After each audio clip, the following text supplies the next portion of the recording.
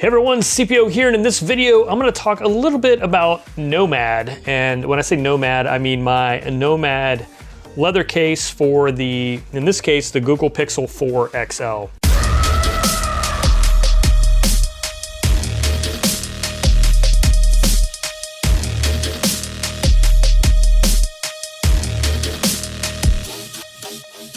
I did a lot of research on cases and tried out several. This is the Oso Orange, and yes, I am covering it up with a beautiful leather case, but I'm okay with that. I did try some clear cases. I couldn't get on with them, but I just really like the look and feel and uniqueness out of a leather case. So I started looking at leather cases. There's a leather case on the Google store, Belroy, I believe it is. That seems to be a pretty popular choice, but when I started looking into that, it doesn't offer any protection. I went back to the drawing board and kept looking, and I ran across Nomad, and Nomad makes these. This is called the rugged leather case, and they make these for a variety of phones, iPhones, Pixels, things like that. And one of the things that they proclaim is it has drop protection, which is important to me because I'm a phone dropper. I literally drop every phone I've ever owned. As a matter of fact, I've dropped this one once already. You probably can't see it. There's a little mark right here. The phone came out unscathed, but it slid off the top of a trash can that I had it setting on, and it was probably 3.5 feet off the ground, onto the pavement, picked it up, no issues, right? So I have tested this, but what I liked about the Nomad case is it's leather, and I'll talk a little bit more about that in a second. It has this rubberized bumper area, which aids in drop protection, and it has really nice screen protection. It's got a little ridge that goes all the way around the front of the screen, which means you can place it face down and you're not gonna hit your screen. As a matter of fact, I've got a picture, kind of freaked people out, of me laying my phone face down on a concrete table. But with this edge protection, it doesn't actually touch the screen to the concrete. So it looks a little bit sketchy, but really the phone was perfectly protected. All of the cutouts seem to be accurate. They're nice. I mean, there's not a lot to talk about on the cutouts. What I will say about this, so I mentioned the edge protection. I mentioned the fact that it's sort of a leather rubber mix. It's pretty thin. As thin as any of the other cases I had tried out. I don't want to drop this phone without a case, and if I ran it naked, I would eventually drop it without a case. So for me, cases are mandatory. It does have good protection around the camera square there, so that's always nice. So just from a usability and feel, I like the way it feels in the hand. I like the rubber is a little bit grippy, but not so grippy. It slips in and out of the pocket easy. And actually, one thing I really like, this is one of my sort of pet peeves, is when a phone case is too flexible, that when you try and grab it by the edge, that it flexes and bends and pulls away. So I grab my phone out of my pocket a lot using this, and so when I pull up, I don't want that to give, and this one doesn't give, which is really nice. So when I want to do that, I like having a sort of sturdy bumper around it, and this one provides that for me. So the buttons are interesting. Google buttons are very clicky all by themselves, but so I don't necessarily need a case to give me that tactile feedback. What I need is a case that doesn't destroy that feedback. And this one still has it. The volume buttons and the power buttons are a little bit more subdued.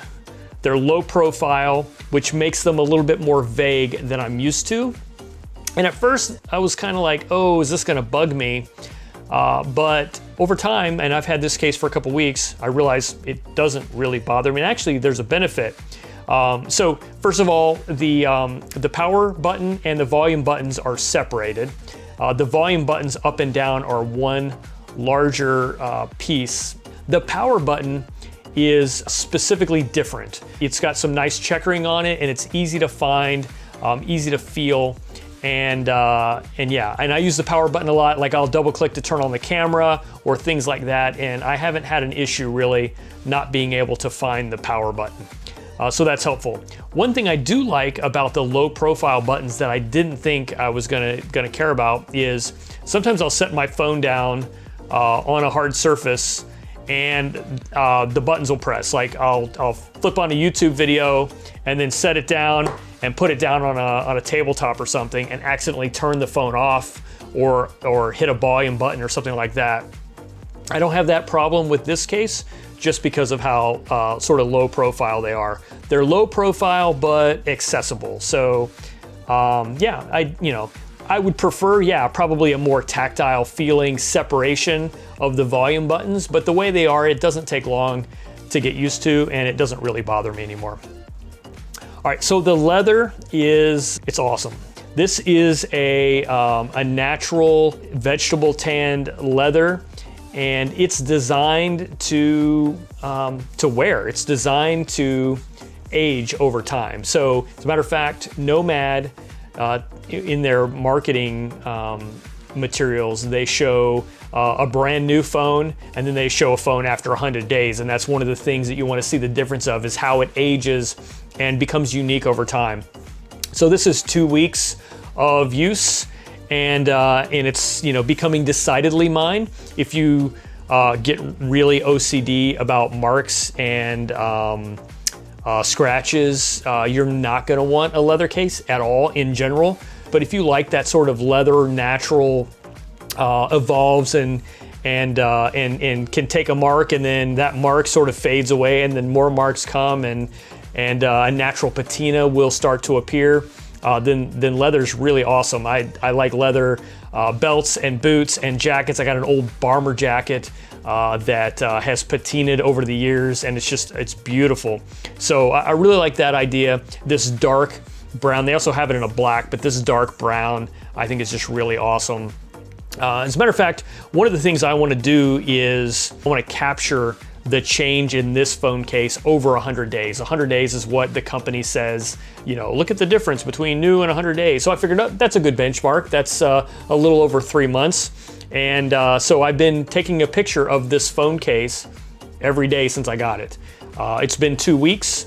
The good thing about this is I like the phone case enough to keep doing this. If after 2 weeks I didn't really care for the case, there's certainly no way I'm going to commit to trying to take a picture of it every day for over 3 months. But yeah, I'm going to keep going with it, and I'll do another video showing you sort of what I end up with. It's rustic, yet it's refined, it's organic. I really like it. So, and drop protection, can't beat it. What else? One thing I have been asked before, and I'll tell you, the gestures, like the back gesture on this Android 10 Google Pixel is not affected by the case at all. I can operate the phone, no problem. All of my up, down, side to side gestures work without issue. So this ridge does not get in the way of that. I do have some other things from Nomad. I'm playing with a charger, and I've got some cables. I'll probably throw up a separate video on that just to show that to you. But once I got the case, I was like, oh man, I like this company. I like their products, so let's see what else they have. More on that to come. But anyway, guys, yeah, this is it. I'll give you an update in about 3 months, let you know what I think of it. Thanks for watching, guys. I'll catch you on the next one.